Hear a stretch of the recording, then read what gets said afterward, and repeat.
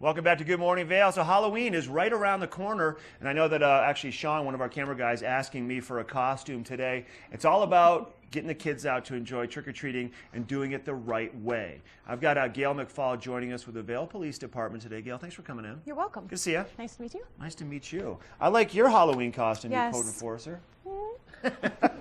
Halloween, obviously, it's easy in Vail Village because there's no cars or anything, and Right. the stores or doors are all open. But when you venture out into the neighborhoods around Eagle County, and anywhere for that matter, there's ways to do it the right way to be safe, and it's very important. So tell us what you guys have come up with in terms of the things that are most important to remember when you're sending your kids out with their friends, or if they're going on their own. What's the most important The stuff? most important thing is letting your parents know what route you're going to be taking and have a designated time on when to get home. And making sure that you're staying in your groups of friends and not venturing off by yourself. Right. You know, because that could potentially lead to bad things. It totally can lead to bad things. You have a lot of stuff here on your notes, and I just want to look at some of this because it's very important. I think one of the biggest things that we tell our kids is make sure your costumes, that people can see them. Don't wear a costume that looks like a dark tree. Right. You know, stand out. You want to stand out, whether it's reflective tape, carry a flashlight and have the flashlight going all the time, a light up candy basket, or just a bright colored costume. Yeah, and if you're riding a bike, make sure that you have reflective tape on that or lights. Cars can't see just the little reflective item that's on a bicycle. Right. So that's important to be illuminated at night. And it seems like, where we trick or treat sometimes around Miller Ranch, sometimes up in Homestead, and they basically almost lock down the whole neighborhood. No cars are driving around there, and you have all the families walking with all the kids, and there's hundreds of people out there. So there's a lot of people around. It's easy to get lost in a group like that also. I think it's important, obviously, to stay with your family, right? It is.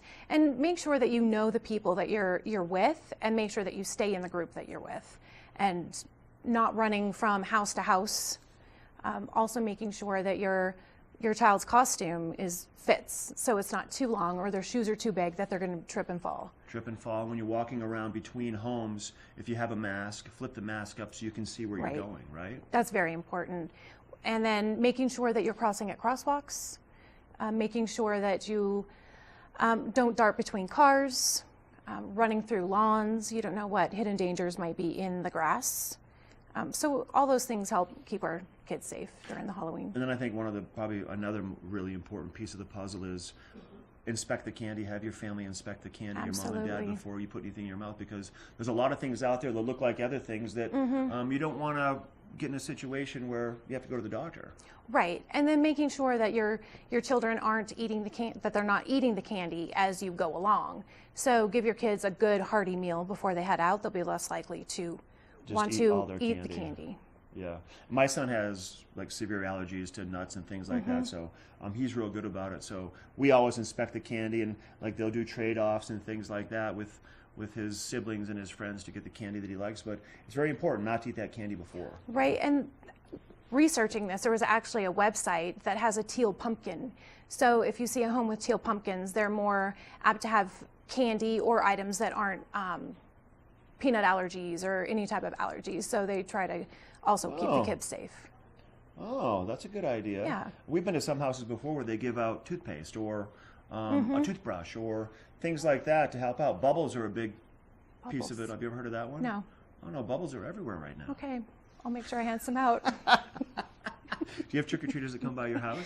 We do. Okay. We do. So it'll be, Eagle Ranch has their that's a big one event, too, yeah. and the fire trucks come through and hand out glow sticks, and they communicate and social with the community.